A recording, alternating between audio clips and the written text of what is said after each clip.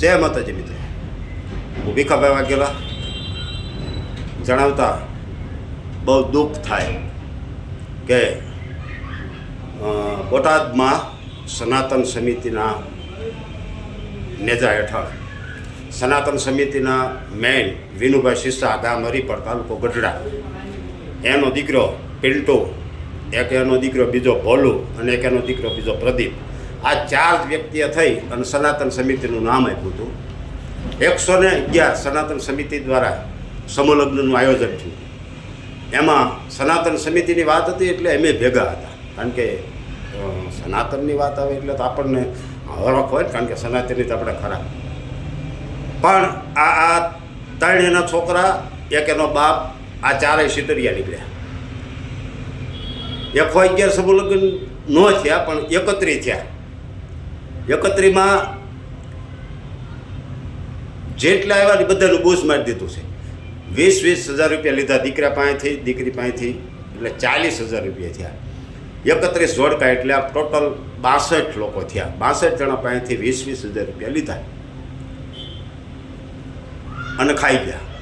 મંડપવાળા નથી દીધા, લાયવાળા નથી દીધા, માયકવાળા નથી દીધા, ગુંદી ગાંઠિયાના નથી દીધા, ફર્નિચરમાં એમે વચ્ચે રહ્યા હતા એ નથી દીધા. અને હજી દીકરીઓનો કર્યાવર અડધો બાકી છે અને પૈસા લઈ લીધા છે. ફર્નિચર દીકરીઓને મળ્યું કે એમે વચ્ચે રહ્યા હતા એટલે.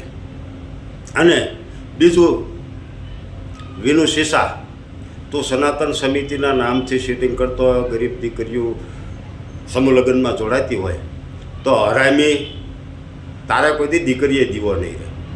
અને એના ગામના આગેવાન બેન, મારી પાસે નામ છે, એ સાવડતા હોય તો તમારે કોઈથી દીકરીએ દીવો નહીં રહ્યો, પાપ પડી જાય છે. ગરીબ દીકરીઓના તમને હાય લાગશે, તમને શરમ થવી જોઈએ. કોઈને કાંઈ નથી દેવું અને સીધું એના ટોટલ પૈસા તમને આંકડો આપો 12,40,000 રૂપિયા થાય છે. આ વિનુ શિસાએ વાપરી નાખ્યા કે જે કર્યું. અને મને એવું જાણવા મળ્યું છે કે આ કાયમ આવા સીટિંગ જ કરે છે, સીટરીઓ જ છે વિનુ શિસા.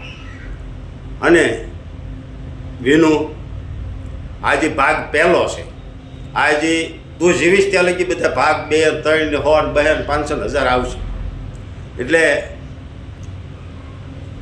કાયદાકી કાલથી અમે કામગીરી ચાલુ કરવાના છીએ.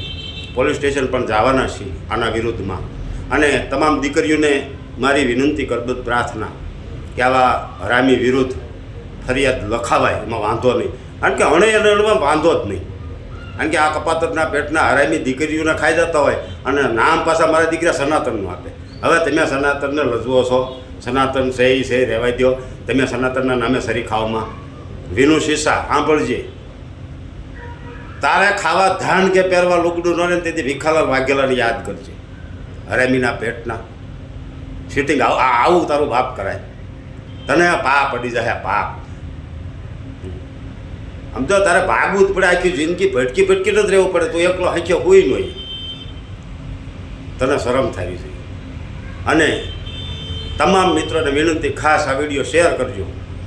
કારણ કે આમાં કાંઈ કરોડપતિની દીકરીઓ જોડાવા આવી ન હોય, એને ન્યાય મળે અને એને કરિયાવર મળી જાય, આ મુદ્દો છે. બીજું, સમૂહલગ્ન ઘણા બધા કરે છે, ધંધો કરતા હોય ને એ લોકોને ચેતવણી કે હવે શેતી જાયજો, નકર તમારું લાંબુ નહીં હાલે, તમને પાપ પડી જાય છે.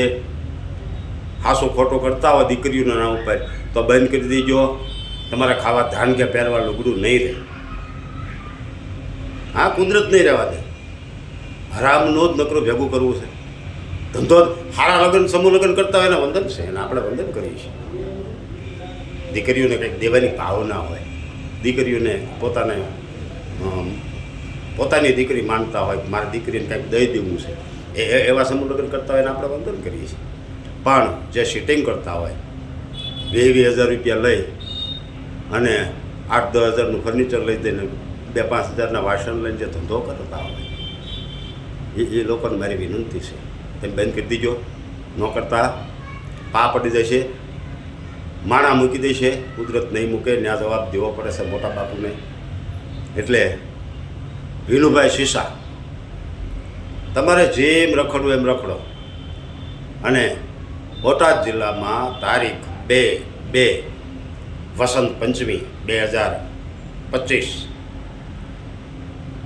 જે સમૂહ લગ્ન થયા હતા તાજ પર રોડે સર્વજ્ઞાતિ અને એના સનાતન સમિતિમાં આની પાસે સમિતિમાં કોઈ હતું જ નહીં. મેં જે અગાઉ નામ દીધા ને, વિનુભાઈ શીશા, હરિપાર, એનો છોકરો એક પિન્ટુ, એનો છોકરો એક ભોલું અને એનો છોકરો એક પ્રદીપ. આ ચારેય બાપ દીકરા, ત્રણ એના છોકરાની કે એનો બાપો, આ ત્રણેય સનાતન સમિતિના નામથી, બાકી સમિતિમાં કોઈ હતું નહીં. અત્યારે અમને જાણવા મળ્યું. આ ચારેય થઈ અને લોકોને છેતર્યા છે, ગરીબ દીકરીઓને છેતરી છે.